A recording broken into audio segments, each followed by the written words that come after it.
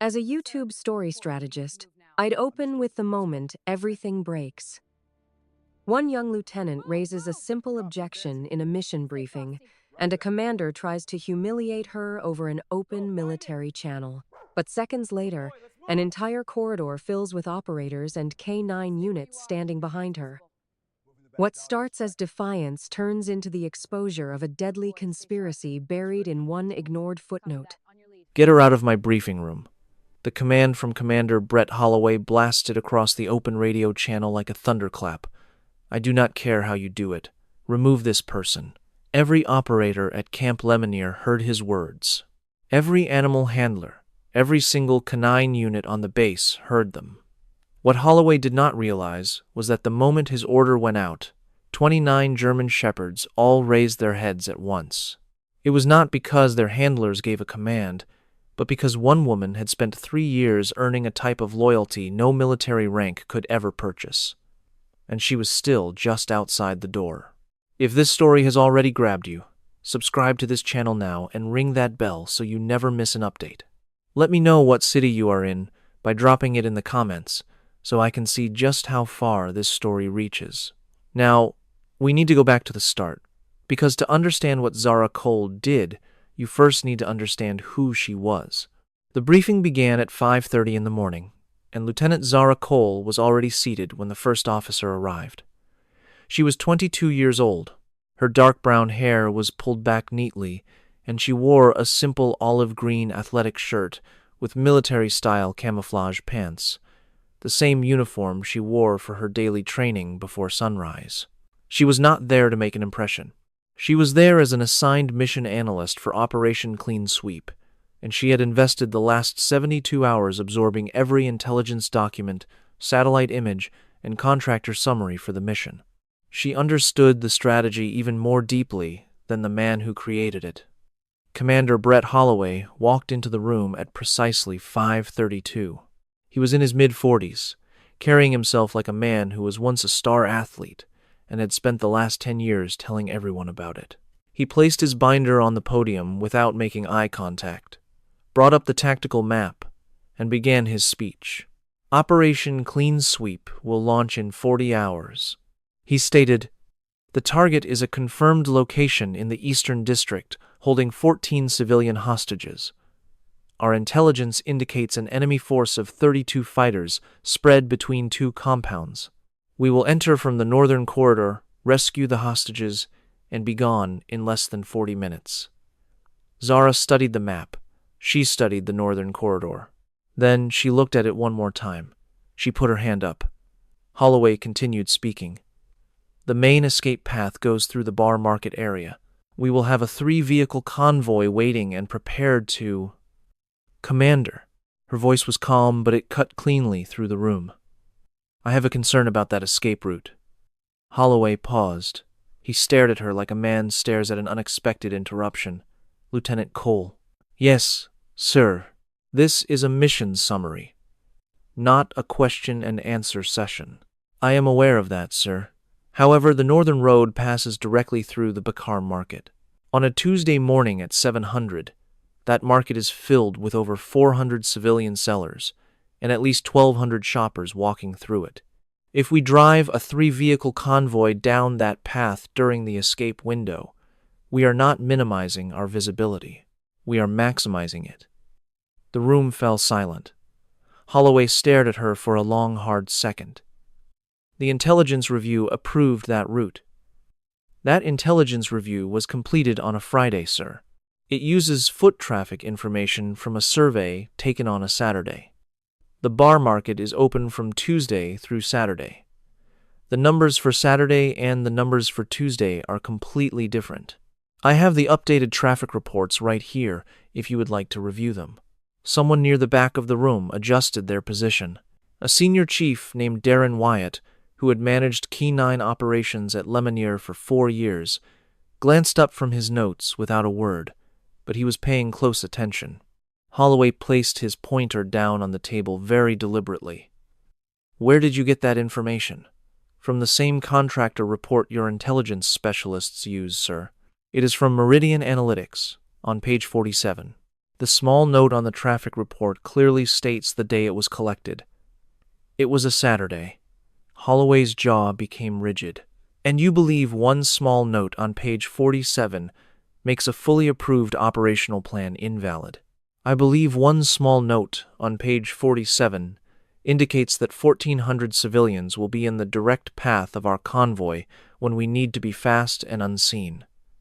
I believe that is important, sir. The silence in the briefing room grew thicker. A young operator named Marcus Webb, who was 26 years old and just back from his second tour, glanced at the man beside him. He remained quiet, but his expression communicated everything. Holloway stood up straighter. Lieutenant Cole, this operation has been formally checked and approved at the highest command levels. Your input, while acknowledged, does not cancel out direct command-level decisions. We will continue with the original plan. Zara met his gaze directly. Sir, if we continue with the original plan and encounter conflict in that market, we will have no way to tell the difference between enemies and civilians. We will be handing the enemy an advantage. They will use those civilians as shields. That is a hypothetical risk analysis. It is a mathematical certainty, sir. The pathway is only 40 meters wide at its tightest point. A firefight in that area with 1,400 civilians around is not a risk. It is a guaranteed disaster. Holloway's voice lowered. It became quiet in the way powerful men become quiet right before they do something they have already decided to do. Lieutenant Cole, you are excused from this briefing. Zara did not even blink. Sir, you will leave this room now and wait in the hall until I am done. We will address your behavior after this briefing has finished. She looked at him for precisely 3 seconds, no more. Then she shut her folder, slid her chair back, and got to her feet. Every single person in that room watched her. 21 operators, 4 intelligence analysts, 2 liaison officers. All of them observed as a 22-year-old lieutenant left a room where she had been correct. She walked out into the hallway, and the door shut behind her. She stood there alone in the corridor and just breathed. She allowed the frustration to wash over her but did not let it settle. She had trained herself to do that. It took 2 years of intense training and 1 very difficult deployment to learn how to feel the emotion without showing any of it. Senior Chief Darren Wyatt found her 30 seconds later. He had slipped out of a side entrance and came around the corner to stand beside her, his arms crossed and his voice quiet. You read that whole Meridian report, did you not? From the first page to the last, she answered. And the footnote, Wyatt gave a slow nod. He was a large man with a shaved head and a long scar running from his left eyebrow down to his jawline. He had served for 20 years, and he chose his words with great care, like someone who understands their impact. You are not incorrect, Cole. I am aware that I am not incorrect. That is not what I mean. I mean that you are not incorrect, and he is aware that you are not incorrect, and that is the part that will cause trouble. She looked directly at him. Whose trouble? Wyatt did not answer her question. He just said, Are you aware that Meridian Analytics has held the intelligence contract for every single major operation out of Lemonier for the past 14 months? She did not know that. She stored the information away. And are you aware, he added, that in the last 14 months, 3 separate missions have failed in ways that no one has been able to properly explain? She was completely still now. What are you trying to tell me, Senior Chief? He glanced toward the briefing room door, then back to her. I am telling you that you found the right piece of information, Lieutenant. I am telling you to be very cautious about what you decide to do with it. Then he turned and went back inside. Zara remained in that hallway for exactly 4 minutes before the situation changed completely. The radio on the wall came to life with a crackle. It was the open compound channel, a broadcast that reached every operations center, every handler's post, and every security station on the entire camp. And Commander Brett Holloway's voice came through, loud and perfectly clear. All stations, this is Commander Holloway. I require 2 security officers to report to the main briefing corridor right away. I have a junior officer who requires an escort off this base. Handle this situation immediately. The words hung in the air like a live explosive. Zara heard them. She stood perfectly motionless and took in every single word.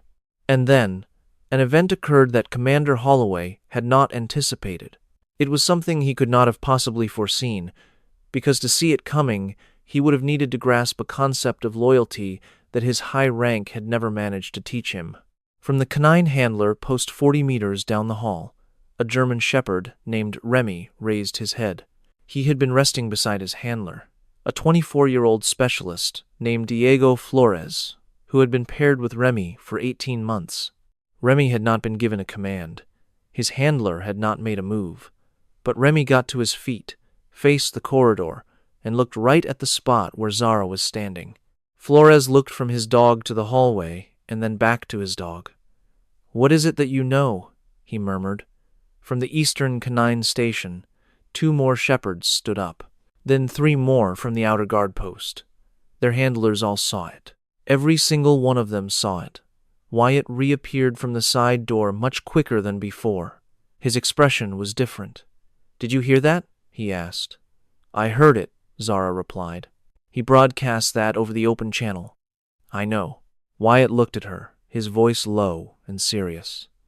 "Cole, in 20 years of service, I have never once heard a commanding officer speak that way about a junior officer on an open frequency. Not a single time. What he just did was not a simple removal order. He just tried to publicly humiliate an officer in front of the entire base." Zara's voice was soft. "I understand what this is, Senior Chief. So, what are you planning to do?" Her eyes scanned the long hallway. She could see Flores standing beside Remy. The dog was still watching her, its amber eyes steady and calm, seemingly missing nothing. "I am going to stay right here," she said firmly. "I am not moving." Wyatt observed her for a long time. Then he gave a slight nod. He pulled his radio, switched it to the handler channel, and uttered 3 words. "All units, to the corridor." The events of the next 4 minutes became something Commander Brett Holloway would be unable to explain for the rest of his career. 29 operators emerged from rooms, stairwells, and access ways. They came from the East Barracks, the Equipment Depot, and the Auxiliary Intelligence Center.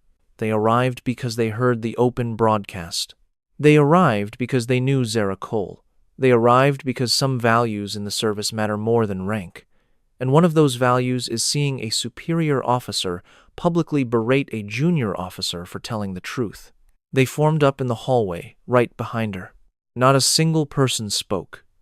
Words were not needed. 29 operators in a corridor is a statement all on its own. And in front of every handler, a German shepherd sat alert, watching the door. They were waiting, composed and confident. Holloway's voice came over the radio again. "Where is my security detail?" Silence was the only answer. The door at the far end of the hall opened, and Commander Brett Holloway stepped through, seeing the formation awaiting him. He stopped dead. He scanned the operators. He scanned the dogs. His gaze fell on Zara Cole, standing at the very center, folder under her arm, her expression disturbingly calm. "What is the meaning of this?" he asked. Zara looked at him. "This is the answer you requested, sir." Commander Brett Holloway was not a man who was easily shaken. He had spent 23 years in the military, learning to stand his ground when everything was collapsing. But in that corridor, facing 29 operators and a line of German shepherds staring back with the same silent, unwavering resolve, he felt something he had not experienced in a very long time. The world seemed to tilt beneath his feet. He recovered instantly. Men like Holloway always do. He squared his shoulders and pointed a finger at Zara. "Lieutenant Cole, this is an illegal gathering. I am ordering all personnel in this hall to return to your stations now." Nobody budged. Not an operator, not a handler, not a single dog. Holloway's jaw tightened. "I said, return to your posts. That is a direct command." Senior Chief Darren Wyatt stepped forward. He moved with a slow, deliberate confidence that comes from a career of proven courage. He stopped a few feet from Holloway, his gaze unwavering. "Sir, with all due respect, You broadcast a demeaning personal command over an open base channel. Every single person here heard it. What you see before you is not an illegal gathering. It is a direct response to your action. Holloway's voice turned cold and sharp. Senior Chief Wyatt, you are 30 seconds from making the worst mistake of your professional life. I have made worse, Wyatt said calmly. Someone behind Zara let out a sound like a stifled laugh. Marcus Webb, the younger operator from the briefing, was standing 3 rows back, arms crossed, his face a perfect mask of neutrality, but his eyes were sharp and focused. Holloway turned his attention back to Zara. You call this loyalty? These people standing up for you? No, sir, she replied. I call this accountability. There is a distinction. You are a 22-year-old lieutenant who left a classified briefing and somehow turned it into this chaos. I was ordered out of that briefing, sir, by you, on a public channel, after I reported a documented safety issue with the northern extraction route. That issue was reviewed and dismissed. By whom, sir? You dismissed it yourself in under 4 seconds without even looking at the data. That is not a review. It is an immediate rejection. Holloway took a step closer. He stood 8 inches taller than her and used his height for intimidation. Lieutenant, you have one final chance to stand down, compose yourself, and acknowledge the proper chain of command. Zara did not yield a single inch. And I am giving you one chance, sir, to explain to 29 operators and their canine units why Meridian Analytics has been the only intel contractor for all Camp Lemonnier operations for the past 14 months, and why 3 of those operations resulted in failures that are still classified. The corridor fell completely silent. It was the kind of quiet that happens when an entire room of people forgets to breathe. Holloway's expression changed. It was barely noticeable. A civilian would have missed it, but 29 trained operators who specialized in reading faces under extreme stress saw it clearly. Something shifted behind his eyes. It looked much less like anger and much more like fear. Diego Flores, standing with Remy, noticed it first. He glanced at Wyatt, who had also seen it. Who gave you that information? Holloway demanded. His voice had changed as well. The commanding tone was gone, replaced by something strained and guarded. You did, sir, Zara said. I mentioned Meridian Analytics and 3 failed missions. You did not deny either claim. It was one of the most brilliant maneuvers anyone in that hallway had ever witnessed. Webb looked at the operator beside him with an expression that said he would never forget this moment. Holloway took a sharp breath. He straightened his back. He made his choice. This discussion is over. I am placing Lieutenant Cole on administrative hold, pending a full conduct review. Wyatt, you will report to my office in 1 hour. The rest of you are dismissed. He turned and walked back into the room. The room he entered was not a place to cool down. It was where he used a secure phone to dial a number not found in any official directory for Camp Lemonnier. No one in the hall knew that yet, but Remy knew something was wrong. Remy was trained in chemical detection and stress response. When the door clicked shut, he turned his head and stared at it, the way he was trained to stare at a threat. Diego Flores saw his dog's reaction and said nothing.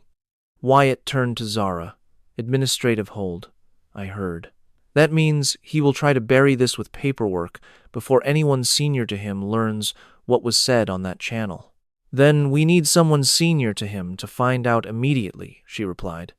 Wyatt looked at her with a mix of admiration and concern. Cole, do you understand what you are asking of me?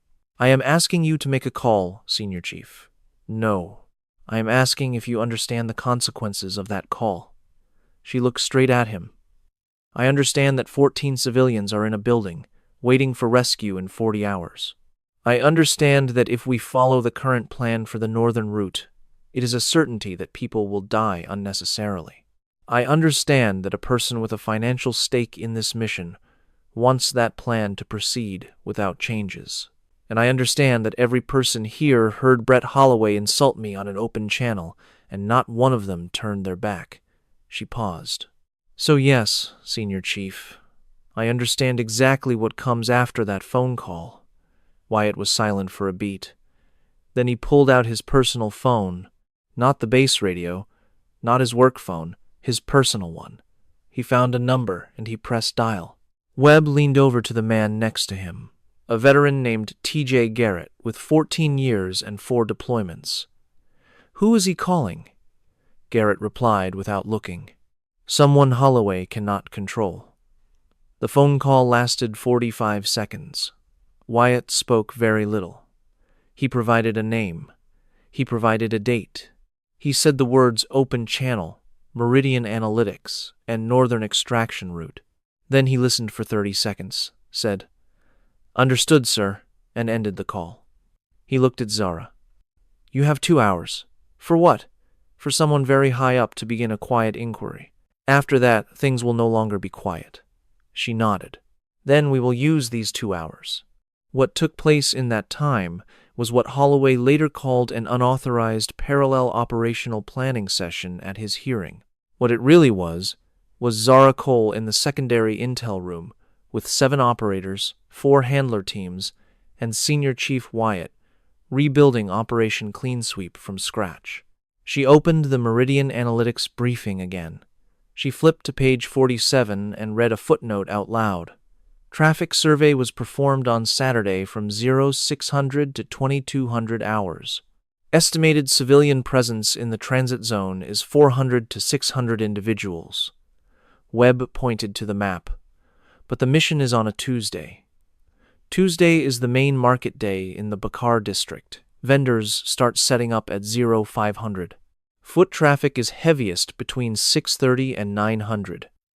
On a Tuesday morning during our extraction, that number is not 400 to 600. She turned to the next page. It is closer to 2400. Garrett leaned forward. "That is not a footnote mistake. That is a footnote lie." "It is a footnote," Zara said, "that someone at Meridian Analytics was counting on no one to read. Because who actually reads to page 47 of an intel brief?" Flores's voice came from the back. "You do." "I do," Zara confirmed softly. She switched to the data on the secondary compound, a place Holloway's plan had dismissed as low priority. She had marked it during her initial review and put it on the back burner. Now, she pulled it up again, laying the satellite photos out on the table. "This building here," she said, her finger tapping the image. Meridian listed it as a storage warehouse. Dormant. No signs of life. "It looks dormant," Garrett agreed. "It looks that way on a weekend inspection," she corrected. "But see the shadows on the eastern side? There is another building back there that is not in the official report. And check this out." She tapped a small detail in the corner of the picture. "The ventilation system has been changed. It is the kind you see when people are living inside." The room fell completely silent. Webb spoke, drawing out his words. "So they are not at the main target." "It is possible they are not," she replied. "They could be in a building Meridian claimed was not even there." Flores rose to his full height. "If Holloway follows his plan, he will attack the main compound and find it empty. Or worse, he will walk into an ambush." A heavy silence filled the air as everyone absorbed her words. Wyatt spoke cautiously. "Cole, if what you are saying is true, this is not just a poorly made plan. This is an operation that was meant to go wrong from the start." She met his gaze. "I know. This is not a mistake. It is sabotage." "I know," she repeated. Garrett leaned back, his eyes fixed on the ceiling tiles. 14 civilians, 40 hours, Zara stated quietly. "And a path that will lead our team to its death long before we get to the actual target." Webb scanned the faces in the room. Wyatt, Garrett, Flores, and Remy. He saw the other dog handlers standing by the walls, their canine partners calm but watchful beside them. His eyes finally settled on Zara. "All right, what is your plan?" Her gaze went to the map. She had already mapped out a new route in her mind during the briefing. She had the whole thing figured out before Holloway had even completed his opening statement. She had been assembling it silently, piece by piece, while everyone else was just trying to keep up. She grabbed a marker and began to draw on the map. She was about 6 minutes into her explanation when the door swung open. It was not Holloway. The man standing there was in his 50s, dressed in civilian attire without any visible rank. Yet his bearing alone commanded respect. He paused in the doorway, his eyes taking in the entire scene. He glanced at the map, then at Zara Cole, who stood at the table, marker in hand, briefing men with a combined 29 years of field experience. He spoke. "Please, continue. I would like to hear what you have to say." Wyatt snapped to attention automatically. Webb sat up straighter without realizing it. Garrett, a 14-year veteran, saw the man in the doorway, and his expression changed from surprise to something closer to recognition. Zara simply looked at the stranger. She had no idea who this man was. She would learn his identity in about 45 seconds, and that knowledge would completely alter the course of the next 36 hours. But for now, she just met his gaze and spoke clearly. "Sir, the northern approach is a death trap. The main target is fake, and someone on this team was aware of both facts before this meeting even began." The man entered the room, pulled up a chair, and took a seat. "Prove it to me," he said. His name was Rear Admiral James Corbin. He did not fly for 14 hours all the way from Bahrain to sit on a metal chair in a backup briefing room at Camp Lemonnier just because of some minor complaint. He made the 14-hour flight because Darren Wyatt spoke 2 specific words into a private phone, one that officially did not exist anymore. And James Corbin had been waiting 11 long months for somebody on this base to finally speak those 2 words. He sat at the head of the table, listening to Zara Cole, and never once cut her off. That simple act sent a clear message to every person in that room. High-ranking officers always interrupt. It is second nature to them. They ask for clarification. They change the subject. They make corrections. Corbin did nothing of the sort. He just observed her explain the map, listening intently, his expression unreadable. When she was done, a silence settled over the room.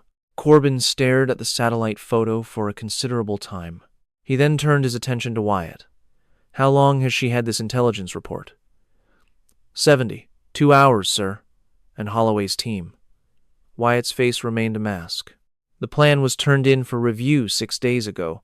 The person who reviewed it was Holloway's own intelligence specialist, who used to work for Meridian Analytics," Zara added.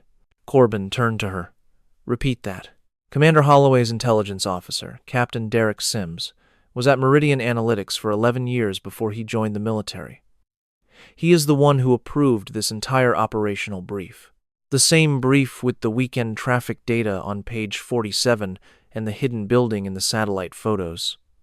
Corbin became completely motionless. "How did you find out about Sims's work history?" "It is in his official bio, sir. It is available on the base intranet. Most people stop reading after the first few sentences." Webb made a small noise in his throat, then quickly stifled it. Garrett stared down at the table. Corbin placed his palms flat on the tabletop. He had the look of a man who saw a door fly open after he had been pushing on it for almost a year. "Lieutenant Cole, are you suggesting the intel company, the officer who approved the report, and the mission plan all came from the same place?" "I am only reporting what the official documents show, sir. It is up to you to draw your own conclusion." It was the perfect response. Everyone in the room with any experience knew it. She was not making assumptions. She was not making claims she could not back up. She was presenting the facts and allowing the commanding officer to handle it. Corbin and Wyatt shared a silent, knowing look. "What is Holloway's current location?" Corbin inquired. "In his office, sir. He put Lieutenant Cole on administrative leave about 2 hours ago." "Is he aware of your presence here?" "No, sir." Corbin got to his feet. "Let us keep it that way." He turned to Zara. "You mentioned another route." "Yes, sir. Explain it to me." She returned to the map. She moved with her usual speed and precision, with no drama or delay. She detailed the southern path using the Industrial Service Road and a second extraction point by the eastern fence. She explained the new timeline, which would get the team through the exposed area before the morning market got too crowded. She reviewed the proof of the hidden compound, the altered vents, the revealing shadows, and the error in the official report. Corbin posed 3 direct and pointed questions. They showed he was not just hearing her, he was probing her plan, testing its foundation, like checking a structure before putting weight on it. She answered all 3 questions instantly. He gave a single nod. "How many people do you require?" She replied without hesitation. 22 operators and 4 canine units. Why 4 canine units? Because if that hidden building has people and traps inside, I want 4 dogs checking the area, not just 2. Remy's unit has the best detection record on this entire base. I need him leading the way. In the back, Flores stood just a little bit taller. Corbin glanced at Wyatt. "Can you get a team ready in 36 hours? 24, sir. Make it happen." He took out his phone and made a quick call that was over in less than 60 seconds. By the time he hung up, Operation Clean Sweep was under new leadership, and Brett Holloway was completely unaware. In that instant, the entire mission was transformed. But what came next was something no one could have anticipated. Captain Derek Sims entered the room. He came in with the unearned confidence of a man who assumes he belongs everywhere. He did not knock or even sense the tension in the air, certain that the world was built for him. He was 3 paces inside before he finally noticed Corbin. He froze so abruptly that his aide, who was right behind him, almost crashed into him. The young aide glanced around, quickly understood the situation, and instinctively took 2 steps back out the door. Sims, however, was not so lucky. He was trapped inside the room. "Admiral Corbin." His voice was steady, but there was a crack in his composure. "I did not know you were on the base, sir." "That was by design, Captain." Sims's gaze swept over the room. He looked at the map. He looked at the satellite photos laid out on the table. His eyes paused for just a fraction of a second too long on the red circle marking the hidden compound. It was only a second. Most people would not have noticed it, but Zara noticed, Garrett noticed, and Wyatt had been watching Sims's every move from the second he appeared. "I'm going to have to ask you to leave, Captain," Corbin stated. "We will send for you when the time is right." "Sir, this is a live mission briefing, and I am the official intelligence officer assigned to it. I have clearance for clean sweep planning discussions." "You had clearance," Corbin corrected. "Captain, please leave the room." The air in the room grew instantly colder. Sims froze on the spot, and in that moment, everyone present watched him mentally calculate what he knew, what they knew, and if he could survive the intersection of the two. He left. The door clicked shut. Webb let out a breath. "He's making a call the moment he hits that hallway." "Yes, he is," Corbin agreed, already dialing his own phone. His call was to the compound's security office. His message was brief and absolute. No one answered Sims's phone calls that day. No one on the other end of any line he tried would ever pick up. By the time he was back in his office, dialing through his contacts, every number belonging to someone who needed to be kept in the dark about Camp Lemonnier had been quietly and permanently routed to a new number. This line was answered by people whose only job was to listen. Zara was unaware of all this at that exact moment. She only knew the door was closed, Corbin was acting fast, and the entire mission was transforming right before her eyes. She controlled what she could. She returned to the map. She continued her work. Flores was the first one to see it. He stood with Remy by the east wall, and Remy had been relaxed for the last hour, which was typical. But about 4 minutes after Sims departed, Remy rose from a seated position and faced the door. His ears perked up. His stance changed from relaxed alert to active readiness. It was a subtle shift that Diego Flores recognized as well as his own pulse. "Remy," Flores said in a low voice. The dog ignored him, his gaze fixed on the door. Flores moved discreetly toward Wyatt, senior chief. Wyatt leaned closer. "Remy is flagging the door." Wyatt glanced at the dog, then back to the door. "Chemical stress markers, high cortisol. He's trained for it." Wyatt then turned to the security guard posted at the room's entrance. "Check the hallway, now. Be quiet." The guard slipped out and returned in 18 seconds. Sims is at the East Communications Terminal, 2 doors down. Wyatt looked to Corbin. Sir. Corbin looked at Remy, then at Flores. Your dog flagged him? Yes, sir. For a stress response. Elevated cortisol and behavioral signs of deception. Sir, his training is aligned with the NCIS detection protocol. He doesn't alert on people just for being nervous. He alerts for the specific physiological signs of active concealment. The room absorbed this information in total silence. Corbin spoke, his voice flat. Active concealment. Yes, sir. Garrett confirmed quietly from his seat.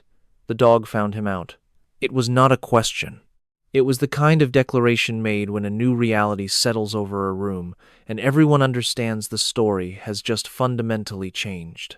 Corbin stood taller. He turned to Zara. Your plan. How soon can you brief the entire team? 2 hours, she replied. You have 90 minutes. She nodded and immediately began to move. Wyatt was already on his radio, contacting the team leaders. Webb stood up from the table before Wyatt had even finished his first sentence. The room went from motionless to a blur of activity in less than 10 seconds. It was the way rooms of highly trained people move once a choice is made and the clock starts ticking for real. In the midst of the motion, Corbin paused beside Zara for just 3 seconds. There were no congratulations, no praise for a job well done. His only instruction was a demand for a complete written report, covering every document she marked and each choice she made since reading that single footnote. She simply looked at him and said, Yes, sir. He clarified, This is not for a conduct review. This is for an investigation. In that instant, she realized this was no longer about Operation Clean Sweep. Something had shifted. The situation had grown into something far older, something that had been quietly building for 14 months through 3 failed missions and a defense contractor with a very cozy and profitable arrangement. And the entire scheme was exposed by a footnote on page 47 that a single 22-year-old lieutenant had taken the time to read. About 40 minutes into her briefing, as Zara guided the team through the plan, the base intercom crackled to life. It was Holloway's voice. All units, this is Commander Holloway. I am taking back command of Operation Clean Sweep immediately. All unauthorized planning will stop. Lieutenant Cole is to report to my office now, under escort. The room fell silent. Not a single person moved.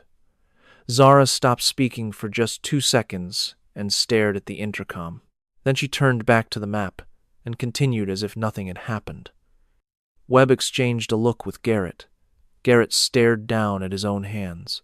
Flores watched Remy, who had not budged and was sitting at perfect attention, his calm, amber eyes fixed on Zara, steady and sure. In a corner of the room, Corbin was on his phone. His voice was a quiet murmur, his expression unreadable. When Holloway's second announcement came 6 minutes later, Corbin was already off the phone. He walked to the middle of the room, waiting for Zara to find a natural stopping point. She looked at him. He said, Commander Holloway has been relieved of operational command, pending a formal NCIS inquiry. That inquiry will cover the Meridian Analytics contract, the intelligence brief, and 3 previous operations. He paused. Lieutenant Cole, you now have operational command of Clean Sweep. Proceed. The room was utterly still. Webb looked toward the ceiling. Garrett placed both hands flat on the table and exhaled slowly. Flores looked at Remy, and Remy turned his head to look back at him. For a brief second, it seemed the dog knew precisely what had just occurred and had known all along how it would turn out. Zara held Corbin's gaze for 3 seconds. Then, she faced the room again and announced, We launch in 32 hours. This is what we are going to do. The 32 hours between that order and the mission launch were the most intense of Zara Cole's life. She did not sleep for a single one of them.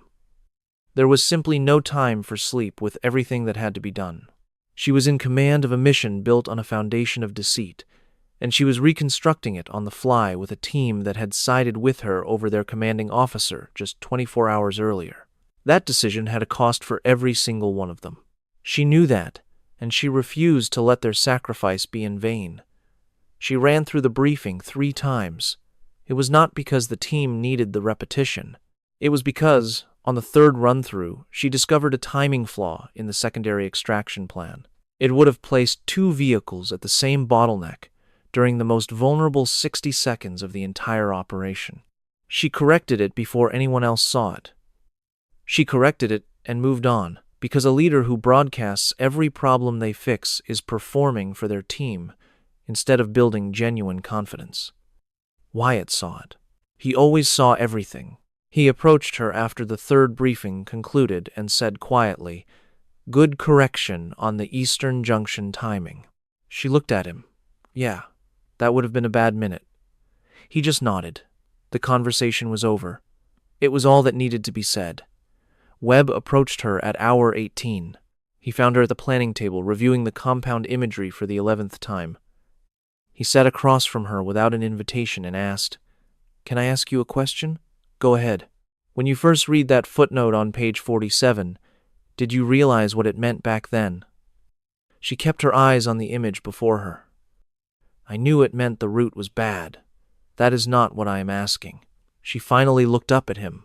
He was 26 years old, with 2 deployments behind him, and the kind of eyes that had seen enough to ask real questions.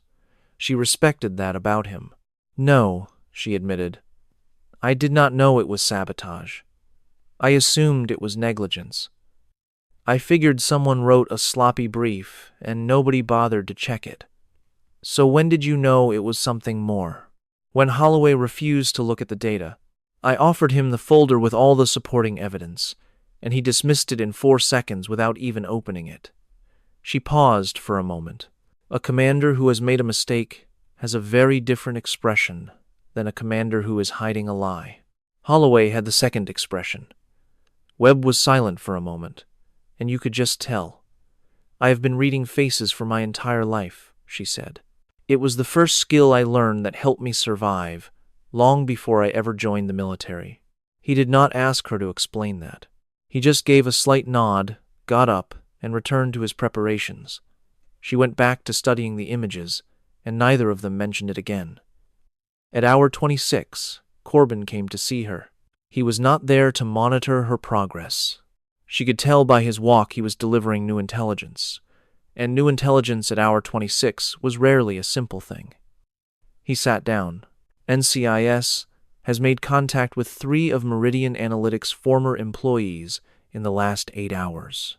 2 of them are cooperating." She waited. "The northern route was not a mistake," he said. "The Saturday traffic numbers were chosen on purpose because they showed a lower civilian presence. The brief was designed to make the northern route look like a safe bet for a Tuesday morning operation." "The convoy would have struck a market filled with 1,400 civilians," Corbin explained, "and the mission would completely fail. The true objective, the compound where the hostages were actually being held, would have been ignored in the ensuing chaos." He paused, letting the weight of his words settle. "The people holding those 14 civilians are anticipating our arrival on the northern route. They have no idea we know about the secondary location." The truth landed in her chest like ice. They knew the plan. They had the whole plan. Corbin confirmed her fear, saying someone leaked it. All at once, the room felt tight. The true scale of the situation became terrifyingly clear, far larger and more sinister than she had dared to consider until now. "Sims," she whispered. Corbin confirmed her suspicion. "Sims, along with at least 2 others inside the contracting company. The Naval Criminal Investigative Service is on it." He met her gaze. "The enemy knows the old plan, but they are completely unaware of your new one. That is your edge, Lieutenant. It is the only advantage that counts. Use it well." She held his stare. "We will, sir." He rose to leave, but then paused. He turned back to deliver a final, unexpected blow. "I think you should know Holloway filed a complaint against you. He listed insubordination, conduct unbecoming an officer, and unsanctioned operational planning." She took in the news without a flicker of emotion. "What will happen with the complaint?" It goes in the file, he replied. The one on him, which is now 200 pages long. His eyes met hers for a single powerful second. Just do your job, Lieutenant. Nothing else matters. Then he was gone. She let his words sink in for 30 seconds, then returned to her work. The mission launched at 4:30 a.m. A focused silence settled over the compound, the kind that comes when everyone understands that words have a cost. 22 operators stood ready. Beside them, 4 canine units. Remy sat at the front with Diego Flores, a motionless shadow in the dark. Zara faced her team. She offered no grand speech. That was for leaders who lacked confidence in the mission itself. Instead, she gave them 4 simple sentences. 14 people in that compound are waiting for a rescue they do not know is coming. The enemy believes they know our strategy. They are mistaken. Let's go. That was everything that needed to be said. As they boarded, Webb glanced at Garrett. Just 4 sentences. Garrett secured his gear. 4 was plenty. The convoy departed using the southern route, just as she planned 30 hours before.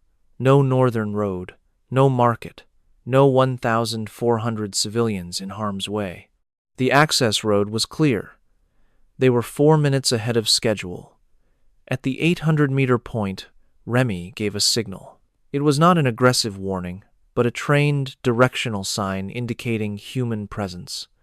Flores raised a fist. The entire column dropped to one knee, in perfect, silent unison. Zara approached him. What does he have? Flores kept his eyes on the dog, whose nose was sampling the air. He smells multiple people in the compound. He's sorting them out. After another 3 seconds, Flores knew. They are under stress, high cortisol. They are not fighters. It is the hostages, Zara realized. That is what he is telling me. She glanced from the compound to her team and gave 2 hand signals. The operators moved into their approach formations, just as they had rehearsed. Remy and Flores took the lead on the right side. She needed that dog's nose to know who was behind each door. The events of the next 22 minutes would later be described in dry, technical training manuals, completely erasing the human experience. But there was one moment that would never make it into a manual. It was a moment that every person there would remember forever, and it arrived at minute 14.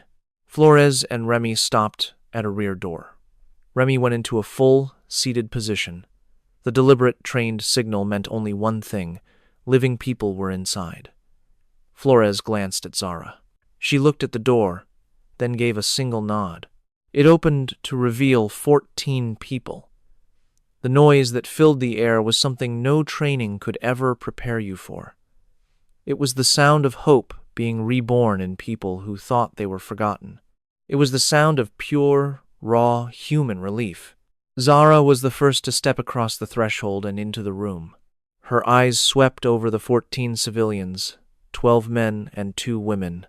Some could stand, others could not. Her assessment took less than 3 seconds.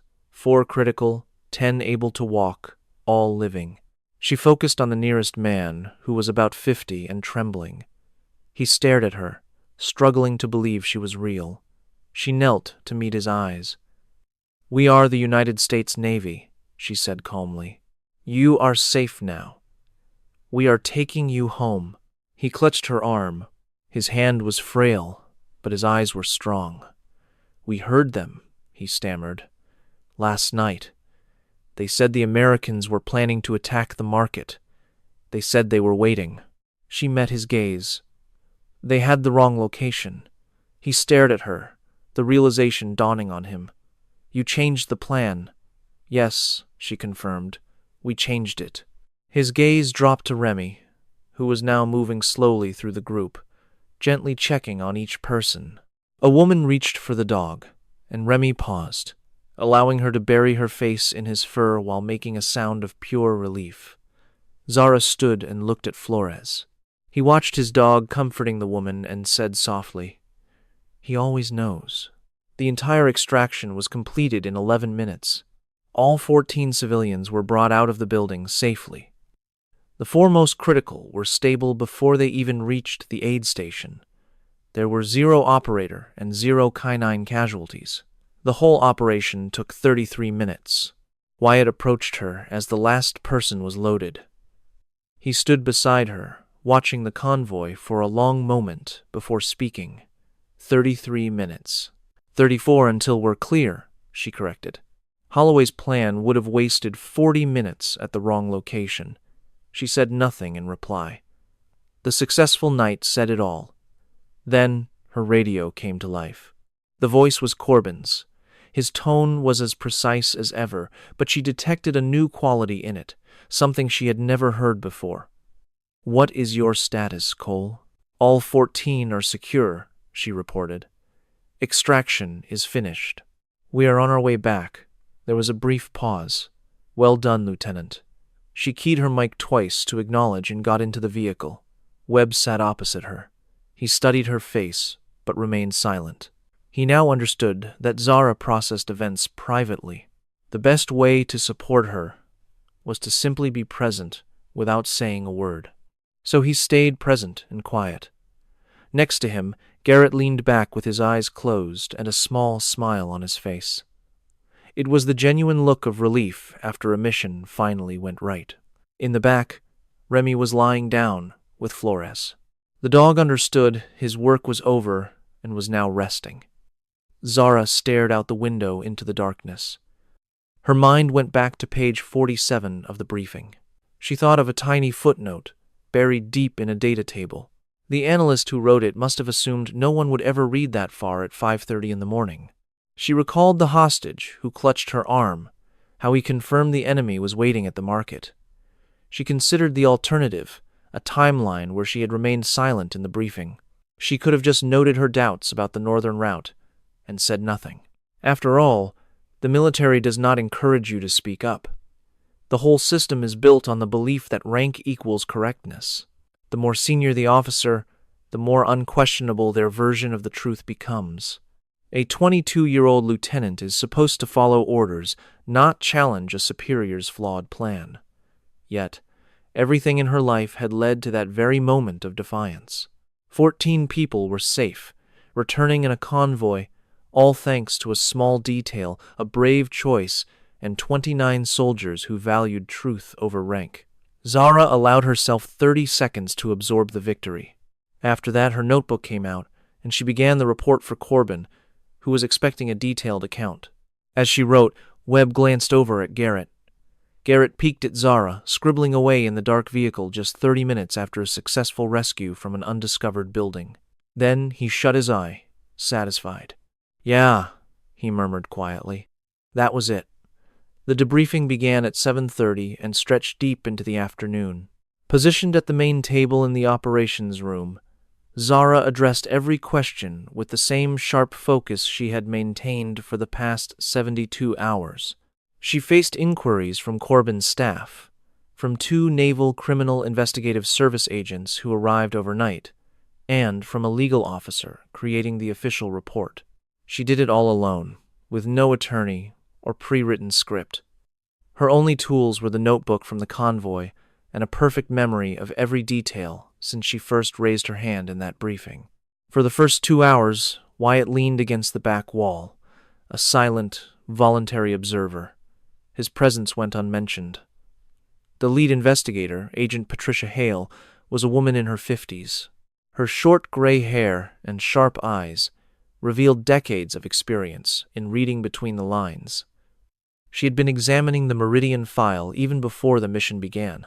Seated opposite Zara, her questions were direct and tough. "Lieutenant Cole, when you voiced your concerns, did you know about the connection between Captain Sims and Meridian Analytics?" "No, ma'am." "Did you know about the 3 previous failed missions?" "Not specifically. Senior Chief Wyatt mentioned them after I left the room, but gave no details." "Why did you read all the way to page 47? Zara met her eyes. "I read the entire document." Hale stared back. "Most officers do not." "I know," Zara replied. "They were depending on that." Hale made a long note, taking more time than the simple answer warranted. Then she met Zara's gaze again. The footnote. Tell me precisely what you found and what it meant to you. Zara explained it all. The Saturday pickup, the Tuesday market, the 400 to 600 captives they claimed versus the 1,400 that were real. She explained it just as she had before in the intelligence room, logically and factually, without adding her own opinions. Hale heard her out completely. When Zara was done, Hale noted, so you developed a whole new strategy from just that one inconsistency. The footnote revealed the problem, Zara corrected. The other data was in the report. The compound images, the shadow analysis, the ventilation plans, it was all available. I did not invent new information. I just read what was provided. And Meridian Analytics submitted that report aware those clues were inside. They submitted it, assuming no one would bother to check. There is a difference. Agent Hale put her pen down. For a long moment, she regarded Zara with a look that was neither cold nor warm, but balanced perfectly in between. Lieutenant, we have investigated this for 11 months. You are the only person who read deep enough to uncover what they hid. A deep silence fell over the room. Zara said nothing in return. It was not praise. It was a simple statement of fact, and she accepted it as such. That afternoon, the legal officer reviewed the formal charges against her: insubordination, improper conduct, and planning an unsanctioned mission. It took only 40 minutes. Zara was not there. She was in the break room, staring blankly at a wall while sipping her first coffee in 36 hours. Wyatt found her there and sat down with a folder. The legal office threw out all 3 charges, he stated. She glanced at the file. On what grounds? Grounds that your actions were a direct result of a commander's public and demeaning order. Grounds that Rear Admiral Corbin later approved your planning session. Grounds that the successful result of the mission is undeniable. He let that sink in. 14 for 14, Cole. No losses, 33 minutes. She held her coffee mug tightly with both hands. And Holloway? She asked. Remove from command while they investigate. Sims has been detained. The investigators are digging into the entire Meridian network. They believe the corruption goes far beyond Lemonier. He waited a moment. They suspect this was not the first time a mission's details were leaked to the other side, just the latest. The information settled in. She suddenly recalled Wyatt's mention of 3 other failed missions, the ones he never explained.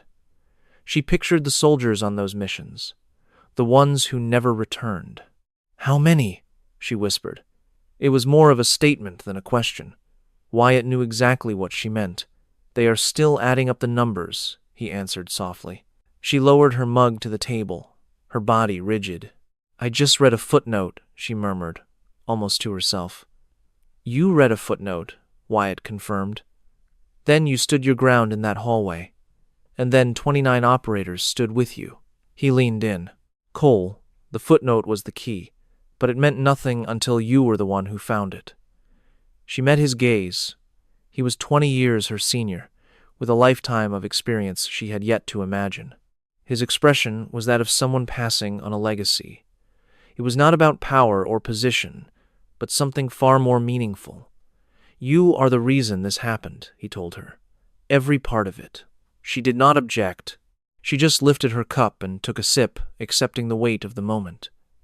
An hour later, Webb knocked and entered with Garrett and Flores. Remy, Flores's dog, followed close behind, as he always did. The dog went straight to Zara, sat by her chair, and pressed gently against her leg, a clear sign that he had accepted her as one of his own. She looked down at the dog. She rested her hand on his head. He is not like that with everyone, Flores remarked. I know, she replied. How? She glanced at Remy. Because he sensed something in that hallway before we did. I decided that if he was watching me, I should start watching him too. Flores gazed at his dog, looking like a man who, after 18 months, still marveled at the wisdom of his animal's intuition. Garrett took a seat. The investigators will need more statements from all of us, I figured, she said. This whole thing will take a long time, I know. Are you prepared for it? She considered the question deeply, not just pretending to be ready, but truly assessing if she could handle the future. It would not be a quick mission, but a slow, draining legal battle of repeated testimony, full of people who all required a different approach to believe the truth. No, she admitted, but I will do it regardless. Webb's face broke into a smile, the first she had seen in 3 days, and it transformed his entire look. Yeah, he said. That is what I expected. 3 weeks after that, Zara Cole was in a hearing room in Bahrain. Rear Admiral Corbin sat at the head of the room before a panel of 5 unfamiliar officers. They all reviewed a file that reduced 72 hours of her life to cold, impersonal facts. Corbin read the summary aloud himself. He covered every key point: the timeline, the flawed intelligence, the hidden footnote, the standoff in the hall, the 29 loyal soldiers, the new plan, and the final results. His voice was steady, betraying nothing. After he concluded, he placed the document on the table. Lieutenant Zara Cole, he began. This panel has examined the entire record for Operation Clean Sweep, from the conduct review to the mission's success and the current investigation. He paused for effect. The charges against you are officially dismissed and have been cleared from your record. The command decisions you made have been fully approved and confirmed. He paused again. The panel has reached a unanimous decision. He made direct eye contact with her. Effective now, you are promoted to the rank of lieutenant commander. The room was nearly empty. It was an official proceeding, not a celebration. There was no cheering section, no applause. It was just Corbin, 5 other officers, a legal recorder, and Wyatt, who had mysteriously appeared again without any official explanation. Zara stood tall, letting the words sink in. Lieutenant Commander. Her mind went back to a briefing room at 5:30 a.m. She pictured her hand raised in a room where no one wanted to see it. She remembered a hallway, a radio call, and a man who believed his words could crush her career. She thought of the 29 people who stood with her, unasked. She pictured a dog who knew something was wrong before any person did. And she thought of page 47. Corbin rose to his feet, and the rest of the panel followed. He walked over to her and extended his hand. As she shook it, he spoke quietly, just for her. You did not need us to confirm your actions, Lieutenant Commander. But this makes it official for everyone who comes after you. She met his eyes for a moment. And for those who did not return from the 3 missions before this one, she said. He looked at her intently. Yes, he replied. For them, that was the real moment of victory. Not the promotion or the handshake. It was when she gave a name to the fallen, those lost on missions, built from the same lies, hidden in the same footnotes, that everyone else was too busy, too trusting, or too conditioned to ever read. She named them. She would always name them. It was a part of the duty that never ended. Wyatt was waiting for her in the hall. He leaned against the wall, arms crossed, with a calm expression, as if he had not just spent 2 hours inside a formal hearing. As she stepped out, he looked at her and said, Lieutenant Commander Cole. She looked back. Senior Chief Wyatt. He unfolded his arms and offered a hand. She shook it. He held it for a beat, then said, Do not stop reading the footnotes. She looked him in the eye. I never did. He gave a single, firm nod. That was all that needed to be said between them. Back at Camp Lemonnier, in the canine station where everything began, Remy lay on his mat. His handler, Diego Flores, walked in that evening and told him everything that happened. Flores was fully aware that dogs do not understand rank, titles, or the importance of a promotion ceremony. He told Remy anyway. 18 months with a partner that could smell a lie and had located 14 living people by their scent had taught him that whatever Remy understood, it was more than enough. The dog deserved to hear the truth. Remy lifted his head and looked right at Flores. Then he rested his head back on his paws. Flores sat on his bunk, looking at his partner. Yeah, he said quietly. You knew. And that is the absolute truth of what happened when a 22-year-old lieutenant raised her hand in a room that wanted her to stay silent. She did not have rank or the system on her side. She did not have the assurance of a positive outcome that outsiders always assume leaders must feel. She only had a document, a footnote, and the will to stand her ground when everything was designed to make her back down. 29 people stood with her because truth is recognizable, even when it is difficult. 14 civilians made it home because one person took the time to read. And a German shepherd named Remy sensed the truth before any human in the camp even knew the right question to ask. Loyalty does not require an order. Courage does not come with a rank. And the truth, even when buried on page 47 in a footnote no one was meant to see, has a way of finding the one person who is still paying attention. If this story touched you, if it reminded you that one person's voice matters, then please subscribe to this channel now so you never miss another one. And please leave a comment with your city and the word Amen so I can see how far this story has traveled and know that it connected with you. Because some stories deserve to reach every corner of the world.